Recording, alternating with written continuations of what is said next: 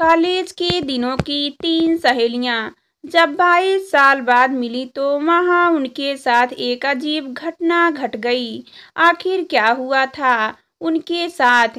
स्नेही ने कॉलेज से आते ही मुझे बताया, माँ, शनिवार को हमारी 10वीं कक्षा की रियूनियन है। बहुत मजा आएगा। मैं बहुत एक्साइटेड हूँ। नीता, रिंकी, मोना से मिले हुए बहुत समय हो गया। वे लोग भी कोटा से इस प्रोग्राम की विशेष रूप से आ रही हैं। एक बड़ी होटल में पार्टी है, डिनर है, बहुत मजा आएगा।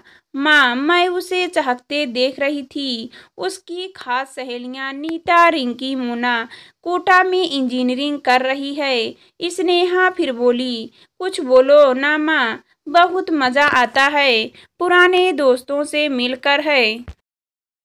ना माँ, ना चाहते हुए भी मेरे मुंह से ठंडी सी सांस निकली।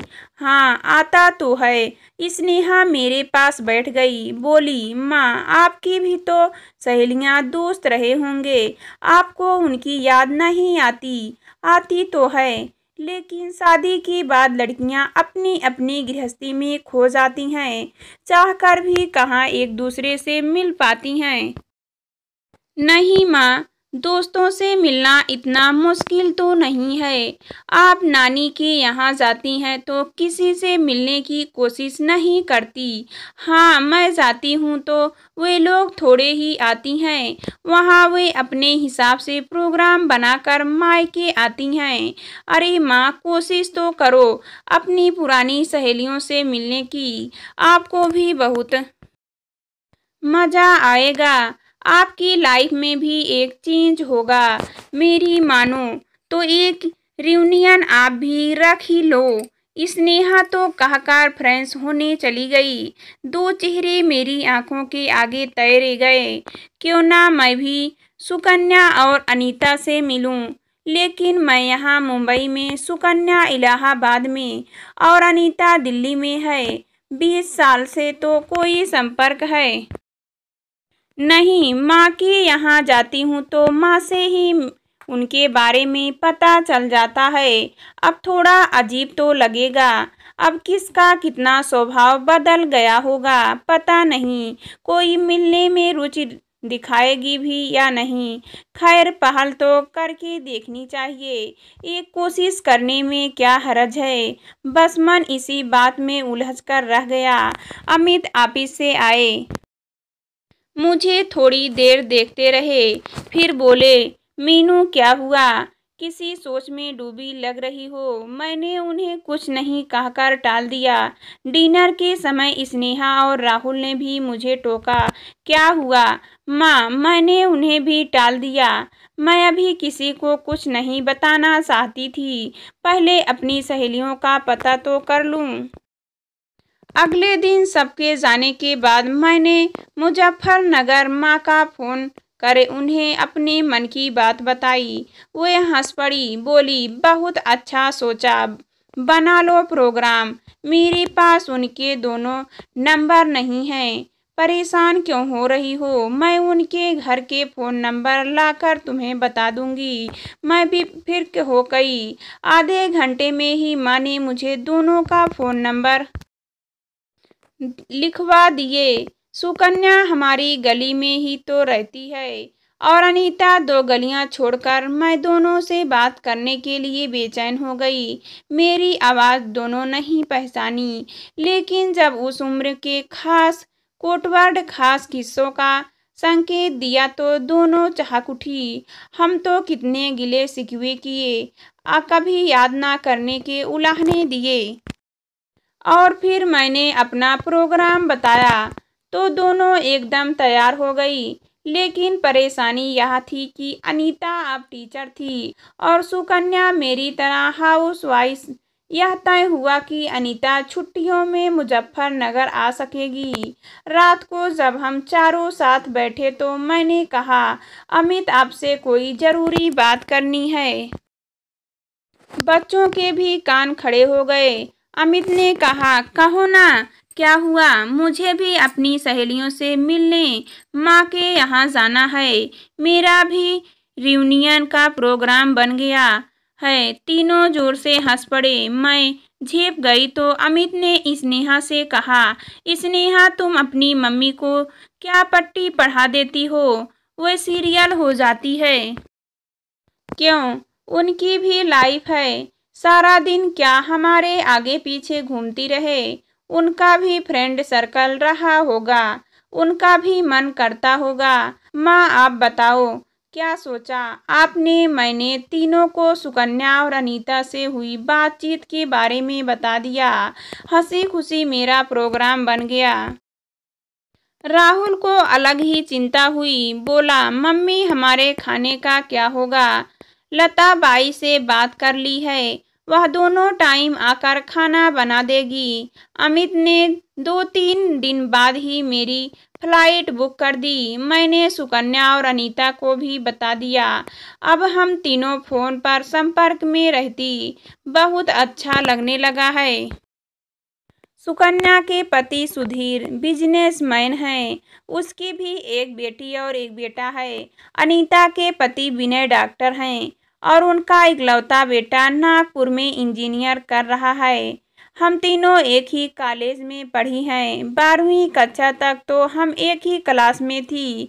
बाकी लड़कियां हमें तीन देवियां कहती थी। 12वीं कक्षा के बाद बीए में हमारे विषय अलग अलग हो गए थे।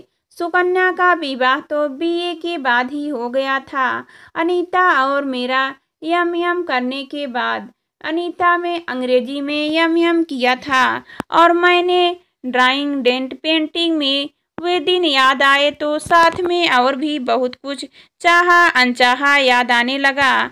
अब तो हम तीनों के विवाह को 20-22 साल हो गए थे। अब उस उम्र की बातें याद करते हुए कुछ अजीब सा लगने लगा। जब भी विनोद का ख्याल आता है मेरी मन का स्वाद कौंसला हो जाता है। अच्छा ही हुआ उस लालची इंसान का सच जल्दी सामने आ गया था। मेरी टीचर माँ उसके दहेज के लालच को कहाँ पूरा कर पाती।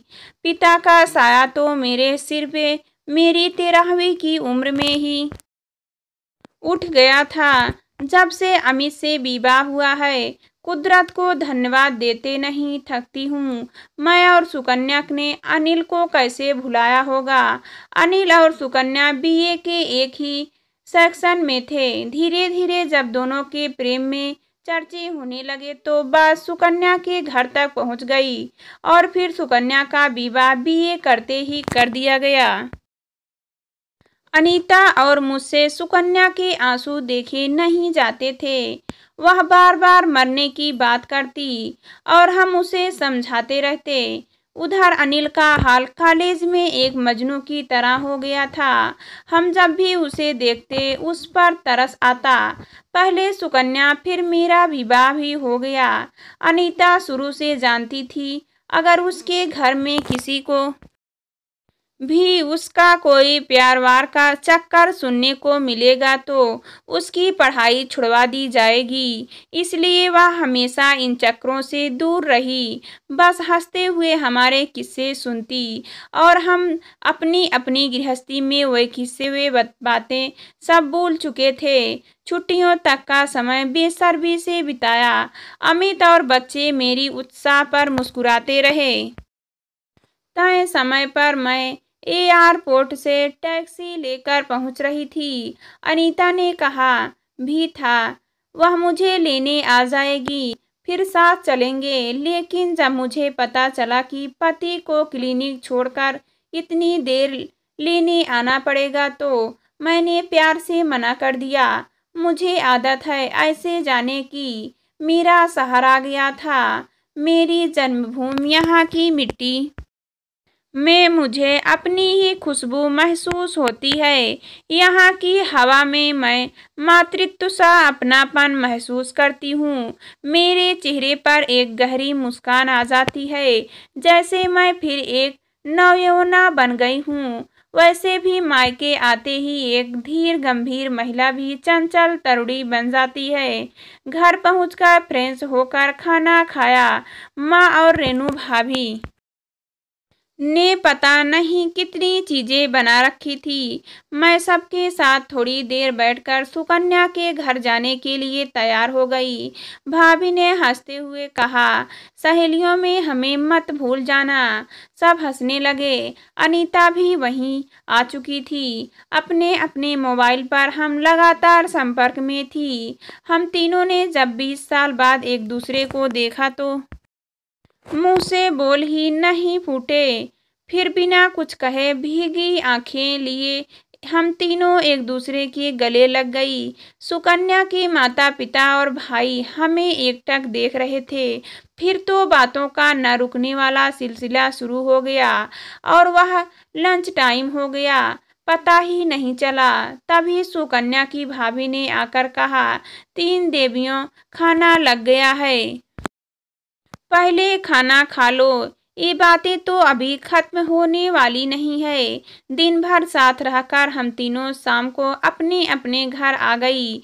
माँ मेरा इंतजार कर रही थी। देखते ही बोली, यह क्या बेटा, पूरा दिन वहीं बिता दिया।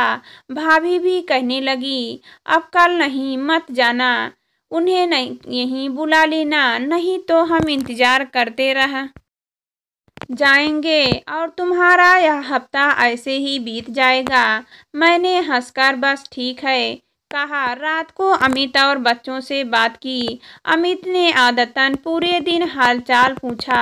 सुबह 10 बजे सुकन्या और अनीता आ गई। पहले हम साथ बैठकर गप्पे मारती रही।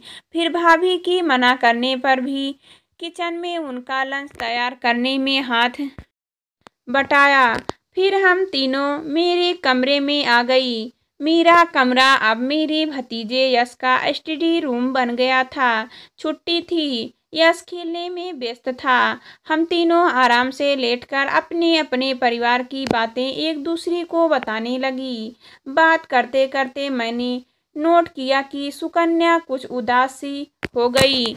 मैंने पूछा, क्या हुआ? सुकन्या, कुछ नहीं, हमें नहीं बताएगी। अनीता ने भी पूछा, कुछ नहीं, तुम लोगों को वहम हुआ है। मैंने कहा, हम इतनी देर से एक दूसरे से मिलने आई है, क्या हम एक दूसरे से पहले की तरह अपने दिल की बातें नहीं कर सकती? सुकन्या पहले तो गुमसुम सी बैठी रही, फिर बहुत ही उदास स्वर में बोली, अनिल को नहीं भुला पाई मैं। हम दोनों चौंक पड़ी। क्या क्या कर रही है तू? हाँ। सुकन्या की आंखों से आंसू बहने लगे। अपने असफल प्यार की पराकाष्ठा को दिल में लिए एक सहज जीवन जीना अग्निपथ पर चलने जैसा मुश्किल है। यह सिर्फ मैं जानती हूँ। बस 2 हिस्सों में बटी जी रही हूँ। अब तो उम्र अपनी ढलान पर है, लेकिन मन वहीं ठहरा है। अनिल से दूर मन कहीं नहीं रमा। इतने सालों से जैसे 2 नावों की सवारी करती रही हूँ। बस बचा सुखा जीवन भी जी ही लूँगी। जो प्यार मिलने से पहले ही खो गया हो कैसे जी लिया जाता है, उसके बिना भी यह वही जान सकता है जिसने यह सब झेला हो। सुधीर के पास होती हूँ तो अनिल का चेहरा सामने आ जाता, और जब भी यहाँ आती हूँ मेरा मन और उदास हो जाता है। मैं और अनीता हैरानी से सुकन्या को देख रही थी। हमें तो सपने में भी उम्मीद नहीं थी कि बात इतनी गंभीर होगी। यह क्या हो गया? हमारी प्यारी सहेली 22 साल से इन मनोदशा में है। मैं और अनीता एक दूसरे का मुंह देखने लगी। हम जानती थी सुकन्या शुरू से ही बहुत भावुक थी, लेकिन वह तो आज भी वैसी ही थी। सुकन्या कह रही थी, यहाँ आने पर मेरे सपने अतीत के वे मधुर पल जीवित हो उठते हैं। आज भी आंखें बंद कर उस सुखद समय का एक एक पल जी सकती हूँ। मैं अनीता ने पूछा, सुकन्या यहाँ आने पर तू कभी अनिल से मिली है? नहीं। अनीता ने पल भर पता नहीं क्या सोचा, फिर बोली, मिलना है उससे। मैं तुरंत बोली, अनु पागल हो गई है क्या? अनीता ने ठहरे हुए स्वर में मुझे आंख मारते हुए कहा। क्यों? इसमें पागल होने की क्या बात है? सुकन्या अनिल के लिए आज भी उदास है तो क्या उससे एक बार मिल नहीं सकती? सुकन्या ने कहा, नहीं रहने दो, अब मिलकर क्या होगा? अरे एक बार उसे देख लेगी तो शायद तेरे दिल को ठंडक मिल जाए। मुझे कुछ समझ नहीं आ रहा था, मैं चुप रही। पता नहीं अनीता ने क्या सोचा था। सुकन्या ने मेरी तरफ देखते हुए पूछा, मीनू तू क्या कहती है? जैसे तेरा दिल चाहे, लेकिन मैं उससे मिलूंगी कहाँ? अनीता ने कहा, मुझे उसका घर पता है। बेआजी से बेटी उसी कॉलेज में पढ़ती है जहाँ अनिल भी प्रोफेसर है। सुकन्या बोली, मेरे तो हाथ पैर अभी से कांप रहे हैं। कैसा होगा? वह क्या कहेगा? मुझे देखकर पहचान तो जाएगा ना? अनीता हंसी, हाँ पहचान तो जाना चाहिए। उसी की याद में तू आज भी वैसी ही तो हो, सुखी मरियल सी।